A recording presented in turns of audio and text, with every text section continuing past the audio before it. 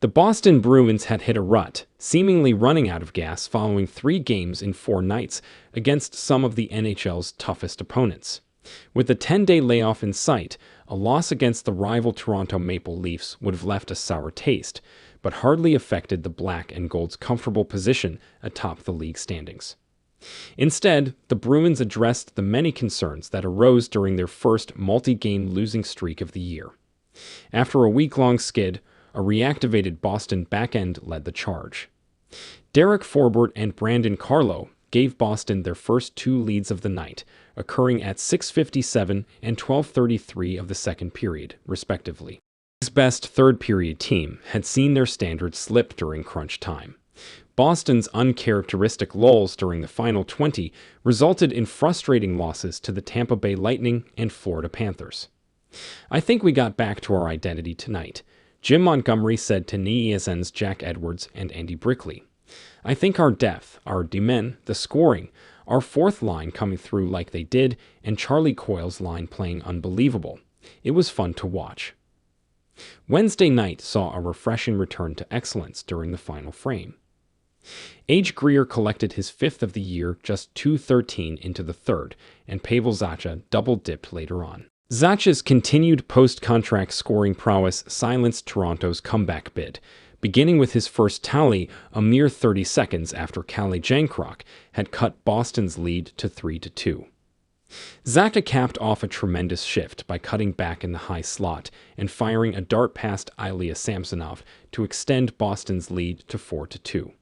The Czech forward added his second of the game just 3:11 later, converting on the doorstep following a stellar feed from fellow countryman David Krejci. Behind that third-period takeover, the Bruins returned to their winning ways before their 10-day layoff. Here's what we learned after Boston improved to 39-7-5 following its 5-2 win in Toronto. The back end rediscovers their scoring touch. Carlo was right in the middle of Boston's first skid of the year. The stay-at-home Blue Liners' reliable play declined a bit during the Bruins' first skid of the season. With 2 days ahead of their final test before a 10-day layoff, Carlo and the Bruins can now hit the reset button.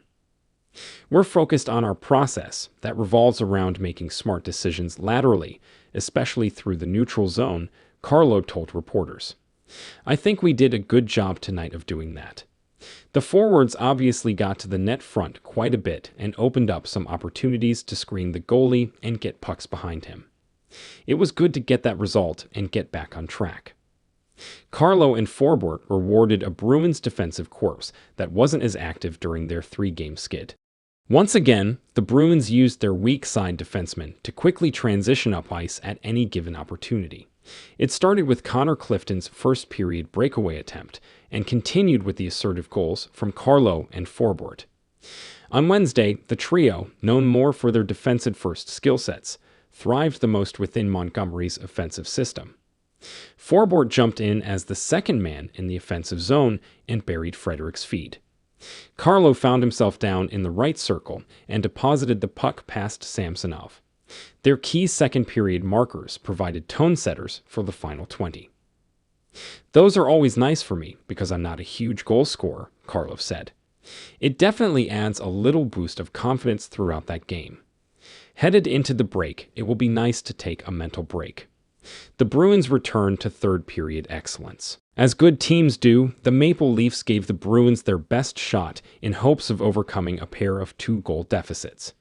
Unlike their 2 losses in the Sunshine State, the Bruins provided a resounding response to Toronto's late push. A neutral zone breakdown led directly to Victor Hedman's game-winning goal in Tampa. 2 nights later, the Bruins failed to clear the puck multiple times on Alexander Barkov's last-second tying goal. This time, the Bruins had an answer to any Toronto pushback in the third period. Behind Zacha's pair, the Bruins had a more comfortable cushion to work with after Jarnkrok had cut the deficit to 3-2 earlier. "That was Bruins hockey," Montgomery said to NESN.